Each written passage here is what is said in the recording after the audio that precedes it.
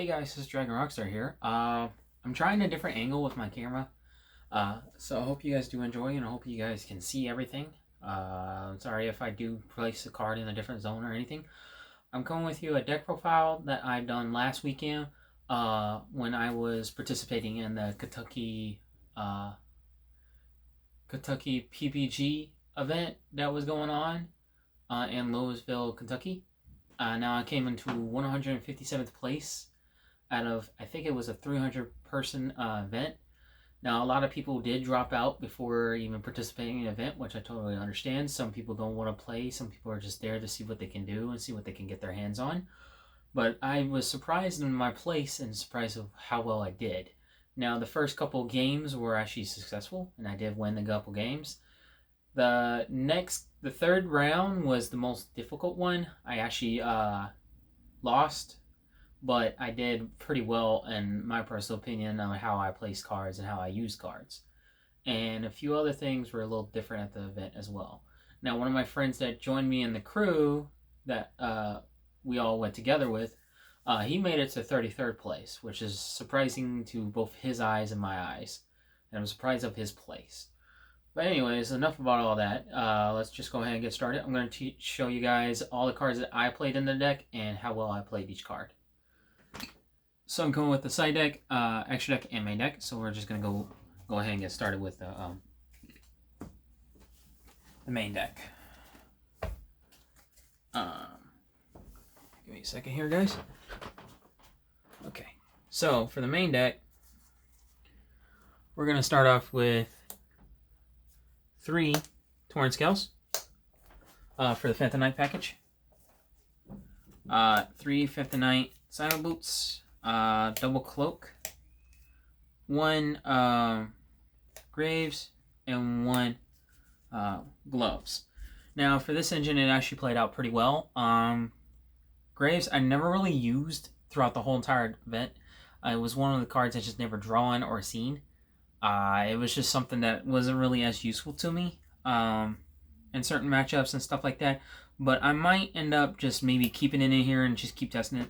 Everything else pulled out great. There was a few times where I saw boots a little bit too much than I expected, but it still played out pretty well. So I think this is the perfect ratio of the Phantom Knight package. Like I said, I might end up cutting out Graves altogether. And sorry I forgot to mention this at the beginning of the video. I am playing a 60-card Phantom Knight deck, so it's a little different than most other people will play. For the other summon of the deck, basically my other normal summon of the deck, I played triple Tour Guide, 1 Graph, 1 Seer. This is self-explanatory. This is actually one of my favorite engines in the whole entire deck. Graph and Seer is basically, I never really use it for the Tour Guide engine. I always use Tour Guide to summon Tour Guide. But Graph and Seer is basically what you use instead of if you cannot afford the Adventure Token package, which is something I cannot really get my hands on at the moment. I am working on trying to buy a lot of the cards and get a lot of the stuff situated at that point. It's kind of hard, basically, when I'm working every day and nonstop. It's kind of hard for me to venture out because bills and stuff like that do come in clutch. Like, you have to pay your bills and all that, of course. But when I can get my chance on the playing an adventure package, I might end up playing it, or I might just keep testing this deck and see how well I can get without it. But I think this engine is so far one of the best. You just send Graph off of Cherubini and just go off from there. Like, literally the combos go off for days. And that's it for those. For basically the extenders or the stuff I played at the event, I played double Kagagi Knight, 1 Wilder, 1 Psychic Tracer, 1 Jump Forward, and 1 Speedboard Ceratop, as well as 1 Genosaurus. These all played out pretty well. I don't know if you guys can see it up there, but these all played out pretty well. Kagagi Knight is really, really useful. Tracker and Wilder basically played out pretty clutch. Jump Forward actually worked out a whole lot more. I might actually boost up Jump Forward. I'm not sure just yet, but I might end up boosting him up. Speedboard Ceratop was really, really talented. It worked out pretty well. You don't really need to play Tenkaton board, and Genosaurus actually played out pretty well too. So this, like this right here, I might not even cut any of this out. I think all this is perfect for the deck.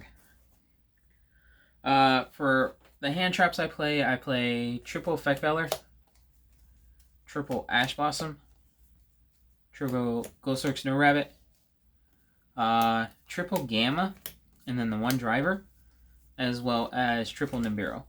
Now, for all these hand traps, Effect Weller played out pretty well. I'll admit that right away. Effect Weller actually did clutch a whole lot more than anything. Ash Blossom did pretty well. It's really good against a lot of certain matchups, and it's really powerful. I personally will never cut out Ash. And then for Glowstroke Snow Rabbit, if I can grab it there, apologize guys. Glowstroke Snow Rabbit actually played out really, really clutch. It's really powerful in this format, especially when you're hitting Griffin from the Adventure Package. This is really powerful. Nibiru actually came in clutch multiple times as well. I personally wouldn't even cut out Nibiru either. Nibiru is really good if you want a main deck or a side deck. It's either or, but it's still going to pull in clutch sometimes. And then Gamma, which is the one card a lot of people say is one of the best hand traps in the game. There's been times where I didn't really need Gamma. I was looking for more of a better out than anything, and I personally probably would side deck Gamma more than main deck it, especially for this type of deck. In my personal opinion, I probably would side deck it and just go from there. I might end up playing either DD Curls in the main or what was the other hand trap I was thinking of? Sorry guys. Or Imperms. I might actually cut these out and play Infinite Impermanence because I think Infinite Impermanence will be more powerful than this at the moment. This is really good going, if you know you're going second, this is actually one of the best hand traps you can play. When your opponent tries to DP Scythe you, you can actually Gamma, I think it was Scythe or DP, and go from there. Plus, if your opponent Nibiru's, like if you know your opponent spams a whole lot and they try to negate your Nibiru, you can chain Gamma in response to their negate, because Nibiru just tributes all the monsters. So basically what will happen is that Gamma will get summoned, and you get to summon the driver, and then Nibiru will just tribute all of it and just go from there, and they still get the token, and you still get a big beat stick on your side of the board too. So this is still a good hand trap, but in my personal opinion, I might end up just side decking it more than main decking it. For the rest of the monsters in the deck, I play double Malicious. Now Malicious didn't really come in clutch as a lot that I thought. I might end up just totally cutting out Malicious altogether, but it's still a powerful extender and still helps out from there. I'm sorry, I'm probably going to butcher his name. Renaud. No, the Infinable Night Monster you really play. It's really powerful and it helps out extend. And you really don't, like, this is just basically another combo you can go off with. And I pretty much like it. And then I obviously play the Fusion Destiny package with the Celestia and Dasher. I'm just going to play it no matter what. This actually came in clutch a whole lot sometimes. And then sometimes I'll draw the pieces, which is self-explanatory. But they still come in clutch here and there. Like, they're still a beautiful, powerful package. And then Scythe, because, you know, I'm playing a 60-card deck, and I really want to lock you out your extra deck. And this card, actually, a lot of people are saying this card should be banned. I kind of agree, but there's points where a lot of people are not really going to keep playing this engine as much. Those who can afford the room in their decks, they'll play it, but those who cannot, I can see why. It's a really powerful engine, but it also can brick you on some points, and it can actually be, it could hurt you as well sometimes. What I mean by that is that if you're just going to link away all your cards just to summon Artifact Dagda and then activate a card face up on the field, and then, you know, you get to set Scythe. That's just wasting a little bit more resources. I know a lot of decks can finally play around this as well. So I'm going to keep Scythe in the main deck, but a lot of other decks, if you prefer not to play Scythe, I would recommend. If you do not want to, I would recommend not to. For the mains, for the 3 ofs and for the spell cards, basically the 3 ofs and the spell cards, I play triple Dark Ruler no more, and then I play 2 E-Tellies. Now, this is one of the engine cards I might end up boosting up because it's really powerful, and I actually haven't seen it a whole lot during the whole event, but I'm going to probably test this and play this again at 3 and see how it goes. So this is the 2 of and 3 ofs of the deck. 1 Call by the Grave for the 1 ofs, 1 Living Fossil, 1 Reinforcements of the Army, 1 Monster Reborn. Now these all came in clutch. Actually, I've seen almost all these throughout the whole entire event, and they actually came in really clutch, and I really do like these cards. Monster Reborn just helps you take advantage of your opponent. Once they negate something, you can just Monster Reborn one of their monsters from the graveyard and just use it. Rhoda basically came in clutch a whole lot of times to get me Torn Scales to my hand, which is surprisingly I drew Torn Scales throughout the whole event. I drew it in my hand all the time. There wasn't one point where I needed to search it or anything like that. That was really clutch throughout that time. Living Fossil came in clutch sometimes too. It was actually really powerful. It's just another extender. Sometimes I really didn't use it. I just used it to add and go from there. And Call by the Grave, like Call by the Grave is Call by the Grave. It's self-explanatory. So yeah. Then obviously, because I do play the Fusion Destiny package, or just the 2 Fusion Destinies, why not max it out to full max? For the traps, I play Triple Fentonite Fogblade. This actually was the VP. This was the one card that actually helped me win a lot of my matchups throughout that time, and then, go from there. There was a couple rounds where I seen this and a few other traps, and I just set them, and just, it came in clutch sometimes, so. The one Wings, and then the one Shade Brigade.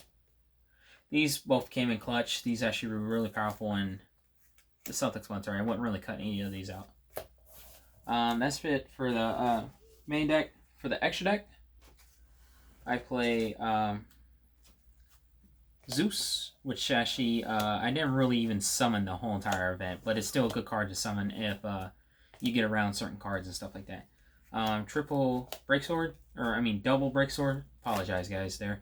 Double Breaksword actually came in clutch. It's actually helped me out a whole lot. The one Living Air. These are all self-explanatory XYZs. I summoned pretty much all of them throughout the game besides Zeus. And they all came in clutch, so. I wouldn't really change any of them. One Destiny Hero destroyed Phoenix Enforcer. This obviously is the VPP of the whole entire event. For my Link 1, so I only play one Link Spider. This is self-explanatory. If you get Nibiru'd, you can always link away that token and link this way and still get DP out on the board and go from there.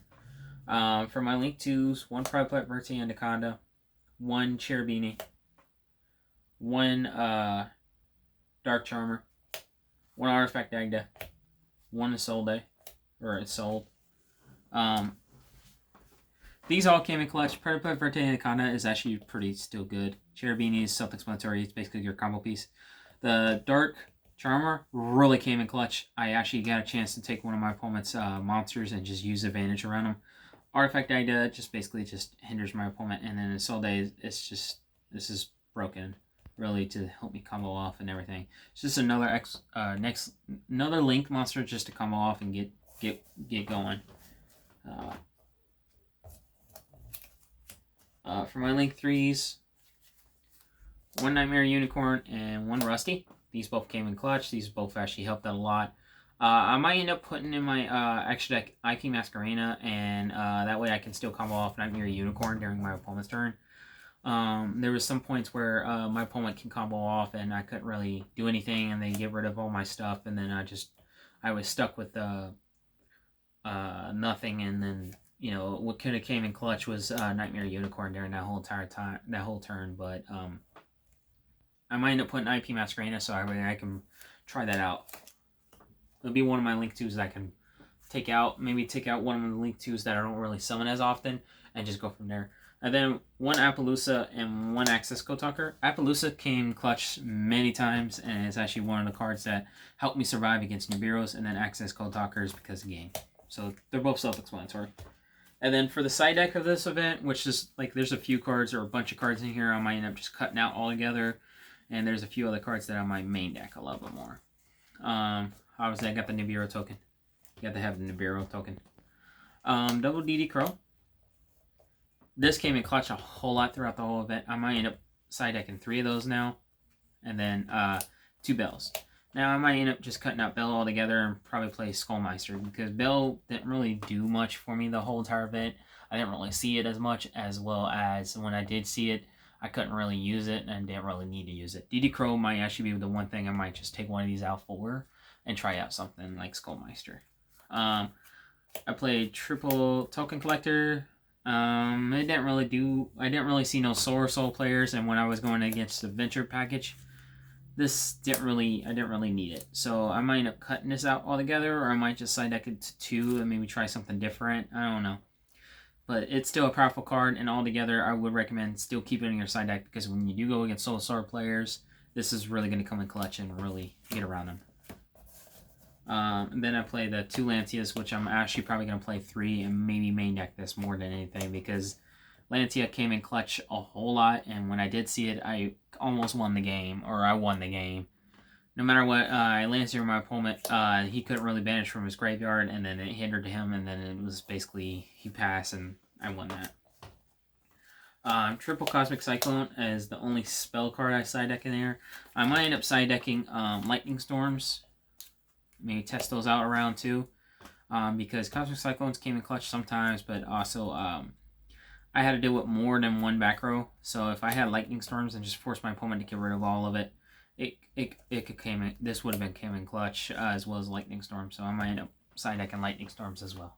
And then Evenly Match, which was one of the trap cards that basically it worked at some points. And then when I was going against one of my matchups, which surprisingly I was going against Fluffles, he got rid of this multiple times and stopped me from using it, which kind of hurt me, and I might end up...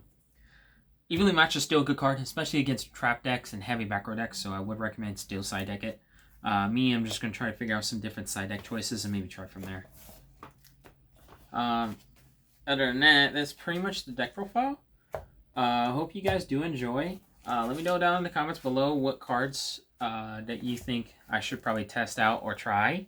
I am still working on trying to get the adventure package. It might take me longer to get the adventure package than a lot of people think. It just all depends on what cards I can get my hands on and how I get those cards and stuff like that. I'm working on a few other decks as well. There's a few different decks I'm going to be trying out and a few different decks that I'm going to be changing around. And I hope you guys are ready and are set to see them. I'm still working on the Chaos Dragon deck. That might take a little bit longer because there's a few tech choices and a few deck ideas that I want to try out and maybe see if it works. But let me know down in the comments below what you guys think and what you guys think I should change, or what if you guys recommend any different hand traps or different types of tech choices. I'm willing to test out any suggestions you guys can toss my way. And I can't wait to show you guys the other decks that I've been working on, and I hope you guys do enjoy this deck profile. Let me know down in the comments below what you guys think. And other than that, that's pretty much it. Dragon Rockstar, signing out, guys. Peace.